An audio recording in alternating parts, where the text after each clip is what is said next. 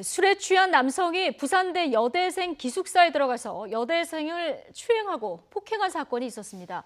자, 이 대학에서는 5년 전에도 성폭행 사건이 일어났다고 하는데요. 이런 일이 왜 자꾸 반복되는지 취재기자 연결해서 들어보겠습니다. 차상은 기자 나와 있습니까? 네, 부산입니다. 예, 자, 사건이 벌어진 게 새벽이었는데요. 이 여대생 기숙사에 어떻게 들어갈 수 있었던 겁니까? 네, 부산대학교 여자 기숙사에 20대 남성 재학생 A씨가 침입한 것은 어제 새벽 1시 반쯤이었습니다. 이 여대생 전용 기숙사이다 보니 나름의 보안 시설들을 갖추고 있는데요. 카드키를 갖다 대야 출입문이 열리는 방식으로 외부인의 출입을 막고 있는 곳입니다. 기숙사에 침입한 A씨는 카드키 보안에 맹점을 노린 것으로 보입니다.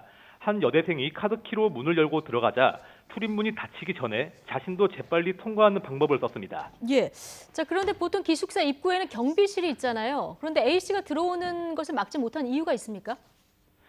네, 말씀하신 대로 기숙사 건물 1층 입구에는 경비실이 있습니다. 평소에는 경비원 한 명이 근무하며 기숙사 입구를 지키는데 문제는 사건이 발생한 시간대는 경비원 공백이 발생한다는 점입니다. 종일 일한 경비원이 쉴 수 있도록 새벽 시간대는 휴게 시간으로 지정돼 있습니다. 기숙사 경비원이 사건 당시에 자리를 비운 것은 규정상으로는 문제가 없었던 겁니다. 예. 평소 기숙사는 새벽 1시부터 5시까지는 카드키를 가진 사람이라도 오갈 수 없도록 출입문이 완전히 잠기지만 시험 기간은 도서관으로 가는 학생을 배려해 열어두는 것으로 확인됐습니다. 경비원이 쉬는 새벽 시간대에 카드키 보안 현관만 통과하면 외부인이 기숙사에서 마음대로 돌아다닐 수 있는 셈입니다. 뭔가 보안책이 좀 있어야 될 것 같긴 한데요. 이 문제는 부산대 여자 기숙사에 괴한이 침입한 게 이번이 처음은 아니라면서요. 네, 그렇습니다. 5년 전에도 이 대학 여자 기숙사에 괴한이 침입하는 사건이 있었습니다. 당시 침입자는 잠을 자던 여대생을 성폭행하고 달아났는데 이 사건 당시에 대학이 발칵 뒤집혔습니다. 큰 사건을 겪다 보니 많은 돈을 들여서 보안시설도 첨단으로 갖추고 CCTV도 곳곳에 설치했지만 5년 만에 외부인 침입을 쉽게 허용하면서 무용지물이라는 비판이 나오고 있습니다.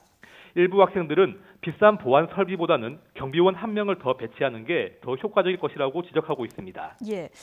자, 어쨌든 이번 사건 성추행에 폭행까지 있었습니다. 경찰 수사 지금 어떻게 진행되고 있습니까? 사건을 수사하고 있는 경찰은 가해자 A씨에 대해 오늘 구속영장을 신청했다고 밝혔습니다. 성폭력범죄처벌특례법 가운데 제8조에 있는 강간 등 상해치상 혐의를 적용했습니다.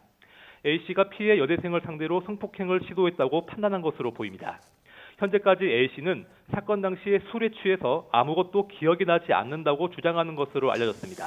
네, 어쨌든 이 여자 기숙사에 대한 보안 문제 조금 더 실효성 있는 대책이 마련돼야 할 것 같군요. 차상은 기자였습니다.